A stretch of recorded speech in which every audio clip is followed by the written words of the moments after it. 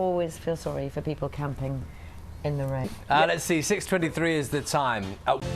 Hello, good morning. This is Breakfast with Louise Minchin and Charlie Stay. 9.79 with a bad start. Yeah, and he says he wants to get down to 9.4 at the Olympics. Ooh. I think we can That'd do be what he's amazing, on wouldn't it? Lovely, thanks very much. Thanks. Figures, the women retiring this year expecting to have a typical annual income, including everything, of £12,200. Absolutely fascinating. Extra 6 hours of study every night that one girl was doing. And we're talking about helicopter parents in the programme today. Over here, it's the idea that parents who get very involved in their children's lives, going through exams and whatever. Of course, we saw the parents there, literally waiting outside the gates for the exams. It's very interesting. Time now, just coming up to 6:45. Let's look at the main stories for you this morning. The UN, there's been an angry reaction to the government's choice of the next Chief Inspector of Constabulary. Scotland, where it will spend the next week, with thousands of people expected to cheer it along the way. It started its journey in Stranraer this morning, finishing out how a parasite has wiped out millions of honeybee colonies throughout the world. Researchers have found that... 10:15 is the time now. Let's see what's coming up on the programme today.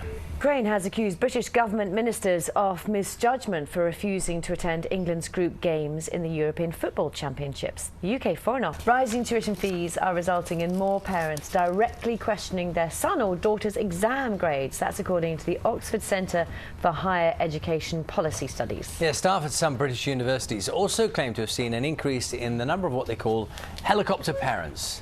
For you later, thank you. Time now 7:51 as the England football team gears up for their first match of the Ukraine. That's on Monday. They could be forgiven for thinking there's a certain British feel about the place. Yes, their match against France will take place in the city of Donetsk, but as Graham Satcher reports, it's a place with strong links to Wales and one man in particular.